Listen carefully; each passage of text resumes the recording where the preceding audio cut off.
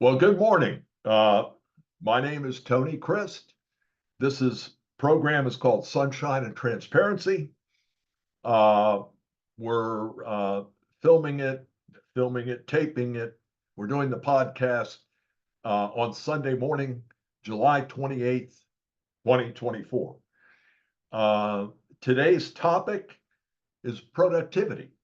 And before we get into it, we have an interesting way we're gonna get into it.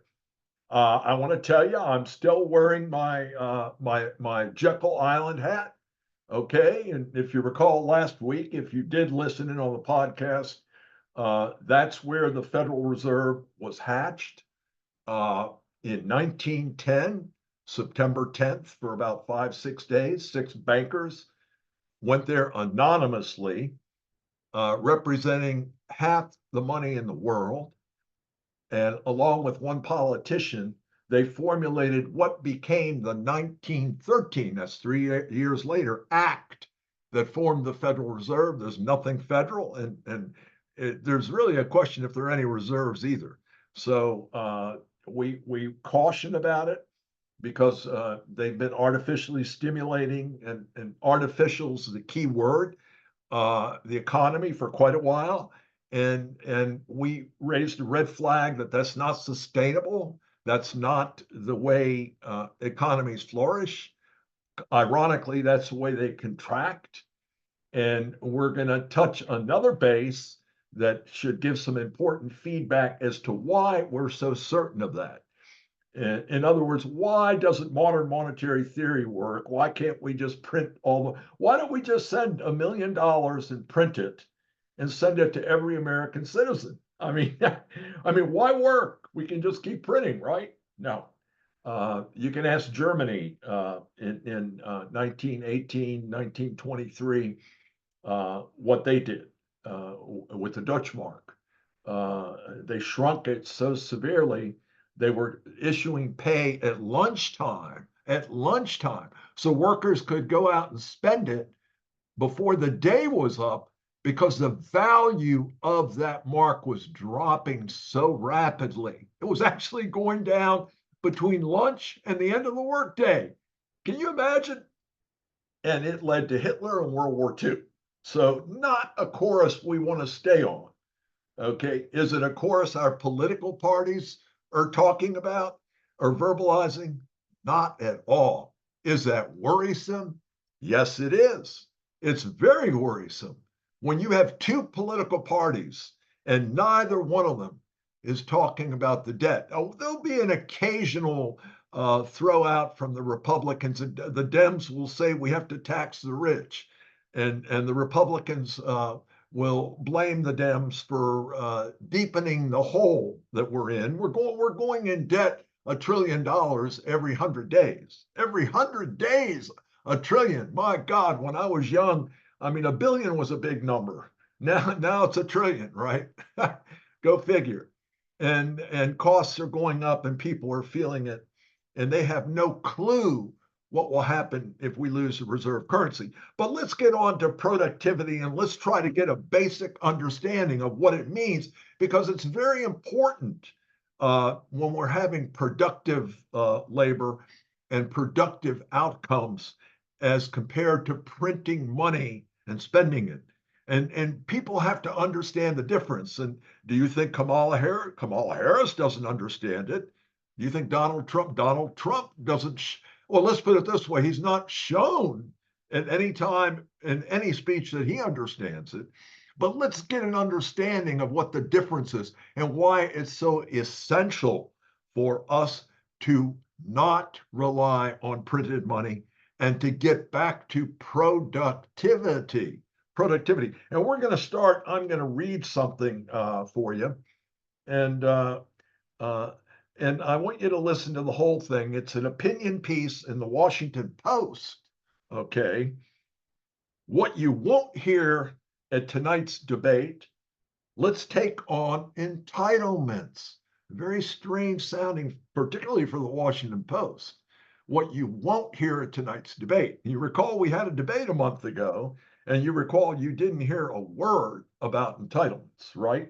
And this says, despite the horrific consequences of runaway entitlements that loom over the horizon, both blank and blank, and I'm going to tell you who they are shortly, have decided not to talk about it and to give each other a free pass on this critical issue. Why? Both camps have calculated that raising the matter of entitlements carries unacceptable political risks. Put less delicately, what's good for America is not good for our candidates. In other words, entitlements are checks in the mail. They're gifts in one sense. Now, many people will say, well, I've earned them. I've paid into Medicare. I've paid into Social Security for years. And that's very true. But entitlements encompass Medicaid too. And they also encompass today 100 other welfare plans. They're all lumped into that group of entitlements. So what's good for America is not good for our candidates. What's different here from virtually every other volatile campaign issue is the lack of serious disagreement over facts. And that stems from the demographic realities already in place. More older people living longer and fewer working young people to finance their retirements. Okay, well, what does that mean? Entitlements were sound when Americans' life expectancy was only 61 years, and 15 workers were supporting every one recipient. Now, they're talking about Social Security primarily and Medicare. All that has changed as life expectancy reaches the upper 70s. Now, we spoke of that too. It's actually 76.4. I guess that's upper more than 75. And the worker to retire ratio hovers at slightly less than 3 to 1, only 3 workers supporting 1 recipient. That's a big difference from 15 to 1, right? The bottom line, entitlements are beginning to crowd out everything else in the budget. It's all a matter of unavoidable demographics. That's what the article says. The budget options of the next president are going to be marginally are going to be marginal unless our largest entitlement programs, Social Security and Medicare, are put on a sustainable path. Okay, Social Security and Medicare. Do you hear either candidate talking about Social Security or Medicare? I mean, occasionally you hear GEO, General Office of Budget and Management, or CBO, Congressional Budget Office, say that they'll be insolvent in 10 years and then it disappears again, or they'll be insolvent in 5 years or whatever. But you don't hear any political candidate talking about it because why? Because they don't want to let anyone know that the gifts that are being paid by government are not sustainable. They don't want to discuss it. And this is not responsible at all. And it goes on and on, and it says, what now?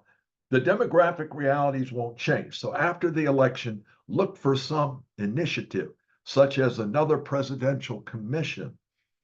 But there is no mandate for action because no one campaigned for reform. If neither of the candidates are campaigning to reform the system, no mandate for action. So we're not being active. So what does that mean going forward when you have runaway debt, when you have a huge deficit hole, and you have politicians digging it deeper every day, every day? I mean, this should have been the year to lay the foundation of fundamental reform. It didn't happen.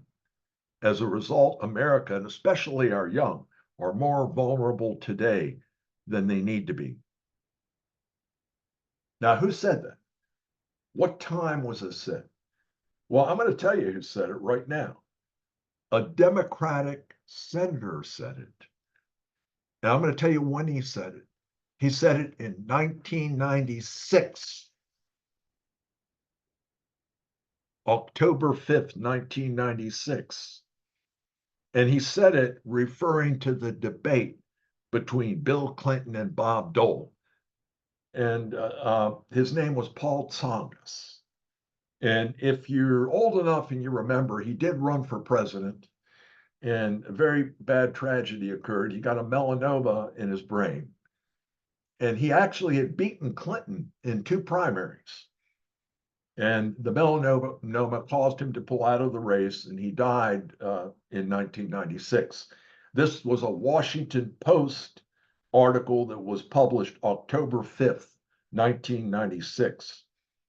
And all the things in it are more relevant today. Now, you say, well, if you're concerned about Social Security, the ability to pay it, Medicare, the ability to pay, the nation's ability to sustain these obligations going forward, well, if it was in 1996, here we are 28 years later. 28 years later is 2024. And we made it all this time and nobody paid any attention to it. Now, how did that happen? Aha. Well, we're going to tell you how it happened. It's called productivity. We're going to talk about the 90s and what happened in the 90s and why it dramatically changed the curve that we're on, the decline curve. That I will argue we're on bigger than ever today. We're on in spades today.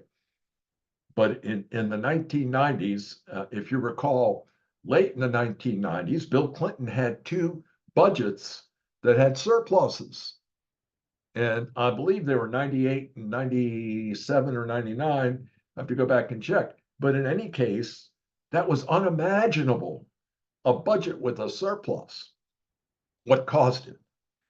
Well, Bill Clinton took credit for it. Al Gore later took credit for it when he ran against Bush. Also, Speaker of the House, Newt Gingrich, took credit for it. But was it a politician? Did the politicians just, no. It wasn't at all the politicians.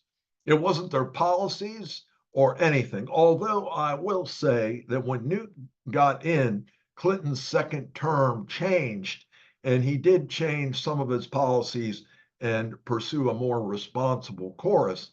And you saw behaviors like the bond price drop a little bit, and as they approached a balanced budget. But another thing happened in 94 that's not talked about. And you know what it was? You all know what it was. And it's allowed me to be up here on my podcast today. I'm actually in my small office in Falls Church, Virginia, even though I have this beautiful scenery all around me, trees and palms and everything, but I'm not anywhere. I'm just in my office. It was called the internet. The internet exploded. And just to give you an example, I used to have to drive to the SEC in Washington and double park and get a ticket most of the time, go inside. It took me hours, a couple hours, to find disclosure documents in the hodgepodge mess they had there and read them, and then make copies of certain areas of them I wanted to take out. Today, all I have to do is press a button, and there it is. The whole disclosure. My, how much time and labor was saved when the internet came into public use in 94 and was broadly spread through Apple, through Microsoft. And it just dramatically changed productivity in America. Now, we're getting to what the topic is. So this story I just told about Paul Tsongas, a Democrat from Massachusetts, and the tragedy. Right before he died, he gave this warning about entitlements. And it was 1996. And here we are in 2024. Okay, now the productivity is basically cost minus output. And if costs of any process, whether it's making a hula hoop or whether it's making a car, are greater than the price the car sold for, well, that wasn't very productive. Okay. Now, the key takeaway from this is when government spends, it is oblivious to costs. It doesn't care because the expense was done by coercion, not, it was not a transaction. By now, coercion means a law was passed that ordered the spending based on some bureaucrat, some presumably high IQ bureaucrat's concept of what society needed. If you give them the credit of the doubt, oftentimes it's not even that. And that bureaucrat zapped us with an expense, or the Congress's perception of a law or rule that entails a lot of spending. It's always done as a result of law or regulation if it's on the part of government. In other words, if you turn it around, how many people the government spends trillions of dollars a year? How many people would demand what the government does if they weren't forced through taxation to pay? How many people? I mean, would you pay HEW to get their service, or would you pay Department of Energy, or you might pay Defense Department? You may pay Justice, but I doubt they'd collect the kind of money unless they had coercive ability and the power to extort money through taxation, and then they have the ability to incur debt. Okay, so it is very hard when you're talking about productivity, which is output minus cost, and you use a proxy for cost, you're using labor cost, and you're using hours of labor cost. And again, you're sort of assuming that 1 hour is the equivalent of another. You know, this is a very rough estimate, but it's a very important number in the longer term. If you go back to 1947 and you look at average productivity in America and you look at how it changed, if you go up to 94, that's 1947 to 1994, you're talking 47 years, right? The average was about 1.5%. Okay. And then in 1994, when the internet exploded for almost a decade, the average jumped to 3.5% annual productivity. Now, let me give you an idea of what that means. If you increase productivity by 1% only from the average, let's say the average is still 1.5, it's not, it's less, but let's say it is. If you increase it 1% for a decade, today in 2024, you would create $4 to $6 trillion of wealth. Trillion. Now, shit, that would leave people better off, right? I would think so. If it stays at 1.5, that's minus that's 4 to 6 trillion you never see in the wealth and welfare of your society. So it certainly is a significant amount. Just the movement of 1% a year for a decade is a significant amount of productivity. And we have hopes that we're gonna see that from artificial intelligence. Certainly not from the government. Okay, the government has had the opposite effect on productivity in America, unfortunately. As a matter of fact, the debate right now is when will we have an economic failure due to the debt? And you know, that's a debate. Will it be at 150%, 160%, 100? At what percent will the debt have to be above the gross domestic product before we have failure? That's a scary thing.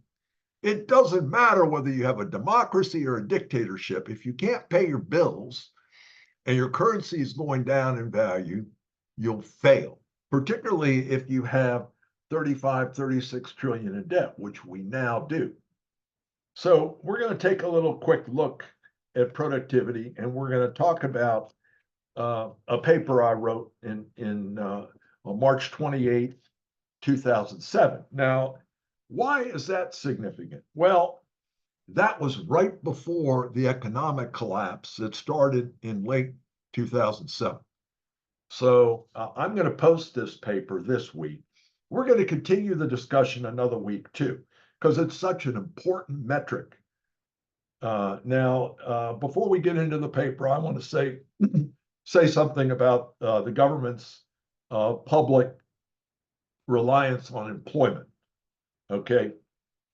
Well, they recently made a release, first quarter of 2024, and they showed unemployment rate of 4.1, a little bit higher in the bottom, but still very, very low compared to history.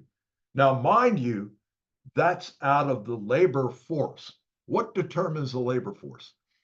You're not unemployed if you haven't been seeking work for 4 weeks. So if you're unemployed and you haven't been looking in the last 4 weeks, you're not counted.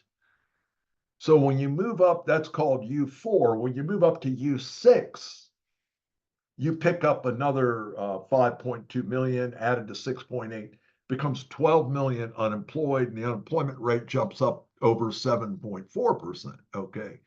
Now you're still missing some, but we're not. This isn't about the unemployment rate, so we're not going to stay with this. We're just going to emphasize the point that the number you're hearing. What was the productivity in the first quarter of 24? 0.2%. So if labor costs went up 4.7% and productivity only went up 0.2, voila. What does that say? That's saying we're paying a lot more than we're getting. Okay, that's a problem that's not talked about by the political class, by neither party. Comparing labor cost to productivity, but it's something that ought to really get a lot of attention. Okay, remember, we want to maximize wealth and welfare. We don't want to maximize pay necessarily. Only if the economy is growing, we do. Okay, we don't want to just keep adding to pay. Okay, and also remember, inflation is going to be an increasing reality if we continue on this path. There's no way to avoid it. Okay, no way to avoid it. Now, so we're going to go back to 2007, and we're going to look at some of the developments in 2007. The welfare gap between declining productivity and increasing labor costs could be mitigated if a recession in and of itself really doesn't close the gap between the increasing labor costs and lower productivity when the causes are structural and not cyclical. So this is in March of 07. And it talks about a recession to get the country back into a balance. I mean, recessions are not popular things, but when you've got a gap between productivity and labor cost, it's an unsustainable gap. In other words, if it's put off, the consequences to it are worse. And in theory, a recession could mitigate them. But that's not the case. That's not the case. So the other comment I want to make, which is similar, is a comment out of the 07 paper. The recent conditions of excess liquidity are highly dependent upon 3 factors. And I say that because we have high liquidity now, because Mr. Powell injected 20-some% more money into the system, and we don't expect that to change. But listen to the 3 factors. It depends on the buyers of our bonds. And they're reliant upon 3 factors, okay? The private sector, the public sector, that's printing money. We talked about it last week, the self-licking ice cream cone. And the third is the foreign sector. And today, two of those sectors have been essentially muted. One, we're not printing money, okay, and that could change at any time. And two, foreign investors are net taking money out. They're not investing in U.S. debt. China has reduced their position significantly. Russia is almost out of U.S. debt. I sort of expect from what I'm reading, Japan, because of their declining yen, is going to make some huge reductions. They hold about presently 1.1 trillion. They did last quarter reduce 22 billion of U.S. debt. Now, if one of their entities that's holding about 400 billion were to release it this quarter, guess what? If they sell the debt into the system, it will push up the interest rate, which will be unwelcome, right? Shaking the markets and whatnot. But that will happen uh, if the government prints more money. That will stoke the inflation rate that is just barely getting calmed down in America. So there are those three entities that we're reliant on to maintain our liquidity, okay, and to maintain our level of productivity. Now, let's talk about the level of productivity. We said it's 1.5% long-term average. We said in about 1994 to 2002, although the paper says 2005, we experienced over 3% labor productivity, non-farm labor productivity from 94 through 2002. That's the highest it had ever been in my life. And I'm an old guy, okay? So, but that's definitely the highest labor productivity has been. And that stimulated what? The balanced budget of the Clinton administration. It wasn't anything, it wasn't a political act, nothing. It wasn't up Newt Gingrich or Al Gore or Bill Clinton. It was this huge productivity gain from the deployment and use of the internet in all types of areas that stimulated it. And after a while, on the margin, in an additional year, we don't gain more, so that declines. The gain declines. There's only so much we can do, right? We're going to face the same situation with AI, artificial intelligence, and it's going to be a huge boom, likely bigger than the internet. Okay, but when? That's the question. In some regards, it's starting already in a very minor way. But looking at labor productivity during Biden's administration, you have, and this was a bit anomalous last year. Last year, you had a 2.8% jump in labor productivity. And if you look at it in 23, you're talking about jumps of 4.6 and 3.5 in the third and fourth quarters, which were unheard of. When I saw that, I said, my God, is AI already working? I'm beginning to view those jumps as anomalous, not significant, not a trend. And in Q1, it dropped back down to 0.2%. And of course, in the first quarter of 23, it was negative 0.3%. But the whole average for 23 was 2.8, which was a very high percent. However, Biden's whole average in 22 was a negative 1.8%, and in 21 was a 0.6%, for a 3-year average of 0.5%, not 1.5. 1.5 is the historic average. That means that we lost 1% of labor productivity a year for 3 years. And wealth and welfare, that is easily $1 trillion lost to the economy. Now, why did that happen? Well, I'm going to tell you why.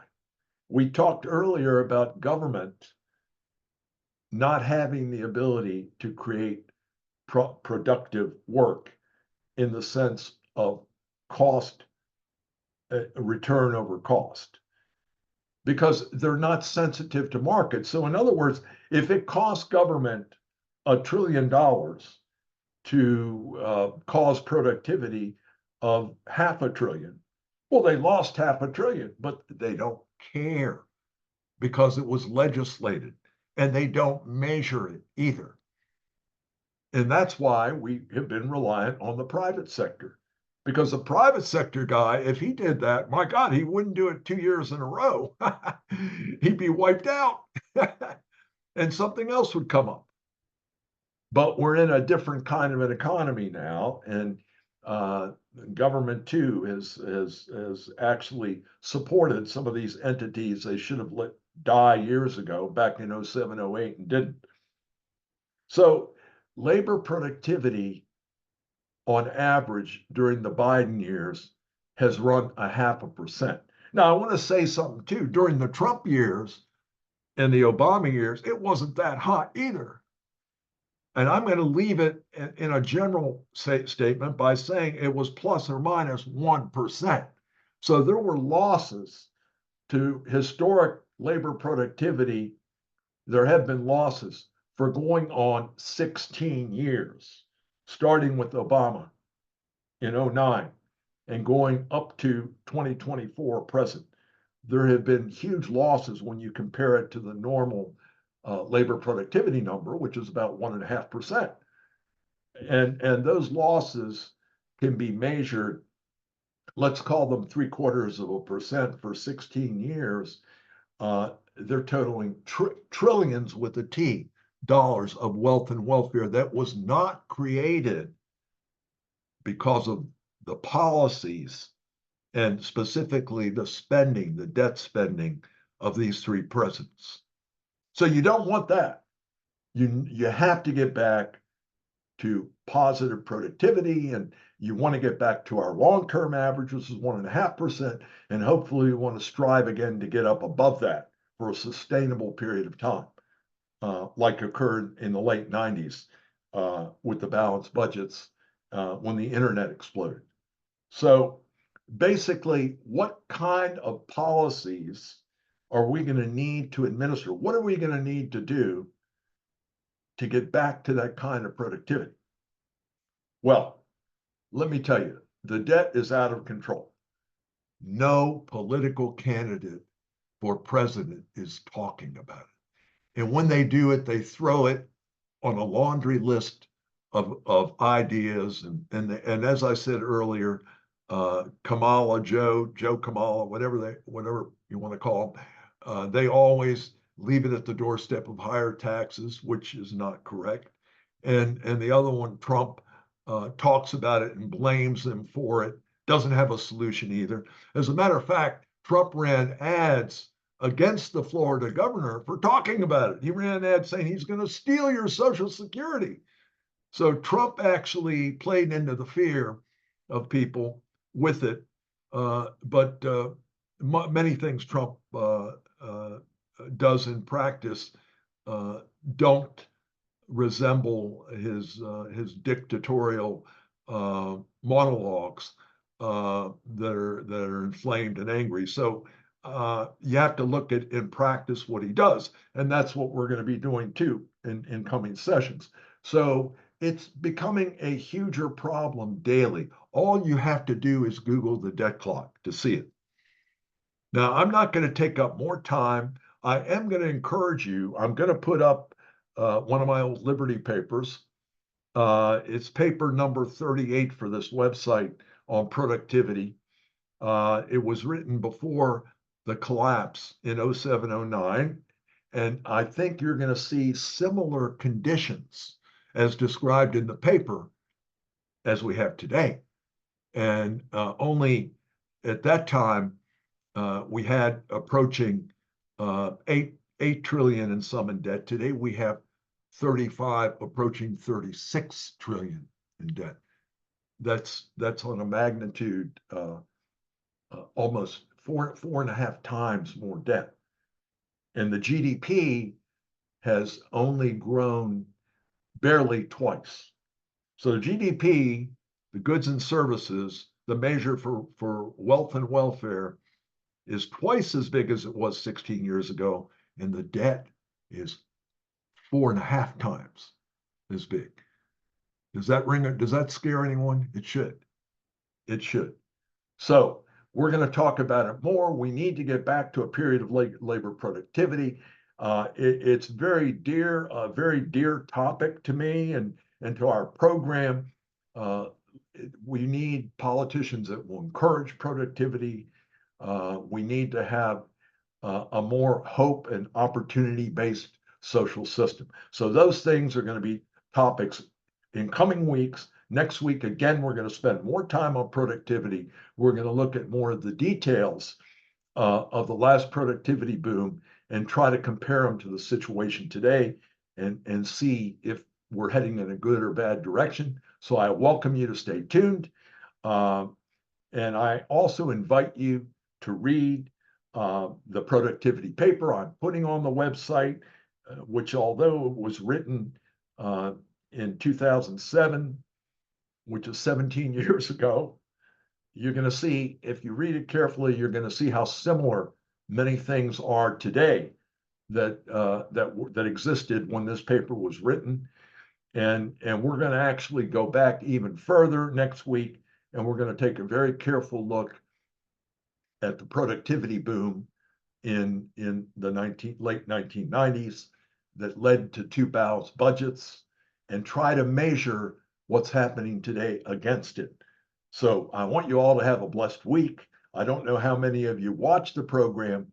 The paper is going to be posted on odysseyinvestments.info, Odyssey Investments, all one word, .info. We'll put the podcast on it. It's also available on YouTube. We welcome you to listen in. We welcome your comments on the website about the paper, about the topic, any discussion you want to bring up, issues you want to take. Our efforts remain the same. Where the name of the program is Sunshine and Transparency. We're trying to shed light on things that are going to have huge impacts on America in the future. We welcome you. We tell you to have a blessed week, and we're looking forward to seeing you again and to speaking with you. Have a blessed week. Bye.